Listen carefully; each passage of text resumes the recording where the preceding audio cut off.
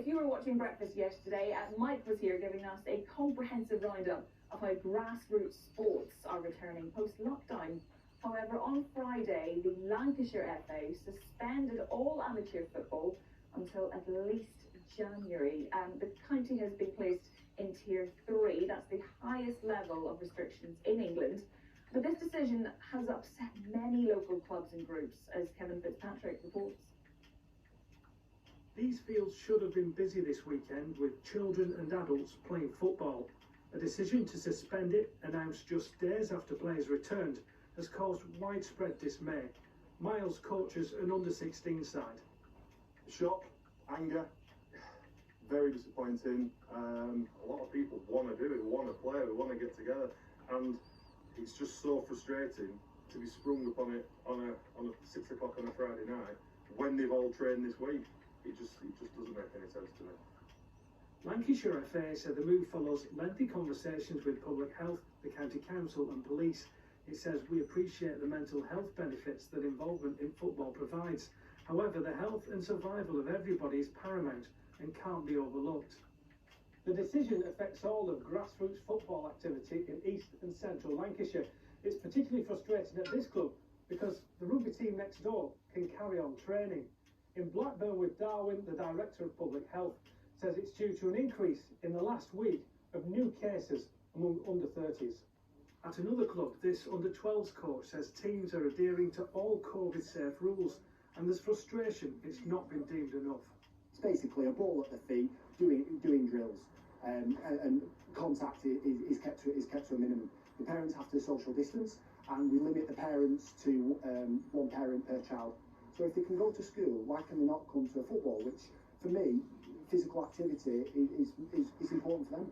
Lancashire FA says it's urging teams to respect its decision and prepare to return in the new year. Kevin Fitzpatrick, BBC News.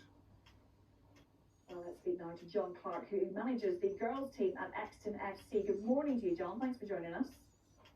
Morning, Holly. Now, just looking at that report, really just a sense of frustration that we're hearing here. Just talk me through how these rule changes are affecting you and your team. Yes, well, the boundaries that have been set by Lancashire FA have meant that some players in certain teams can play.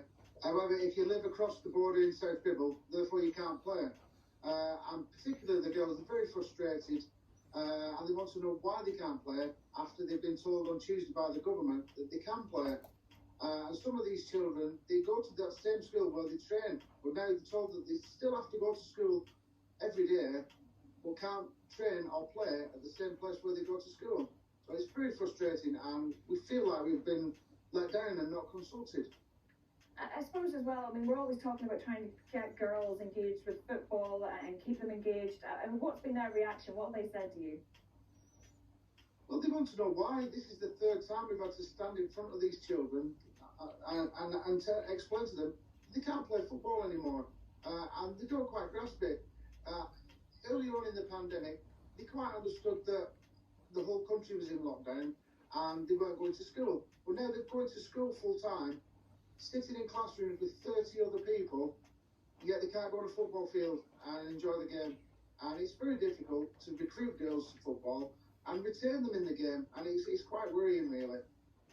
I suppose you've been working so hard to put all these precautions in place to try to protect these young people as well. Just talk me through some of those and what you've been doing. Well, obviously, for a safe return to football, every club's had to create a risk assessment, and we've had to follow strict procedures with regards to sanitisation of equipment, balls, people. We've had to limit spectators to one spectator per player.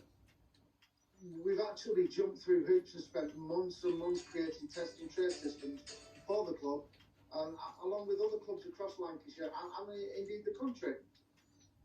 To be fair though, Lancashire County Council have done this for the right reasons. We're hearing about these increased incidents of coronavirus in this area, particularly involving younger age groups too. Why not then just finish up for Christmas and start fresh in January if it helps stop the spread? Does that not contradict what the government said with regards to the return of football? We can go to supermarkets, we can go and get our haircuts. the children have got to go to school anyway, which they say it's safe to do so. So why not football?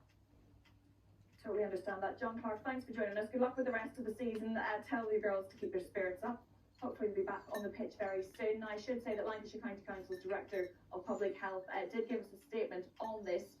They've said, given the increasing incidence of coronavirus cases involving younger age groups, we jointly concluded that in order to minimise disruption to schools, it would be sensible to pause organised matches in selected districts across East and Central Lancashire until the new year. Hopefully this will be renewed then after the new year. It is a frustrating time for everyone. We're hearing it at the beginning of the bulletin talking about the cricket, and of course there as well. It's just going to continue into the new year, unfortunately. And personally,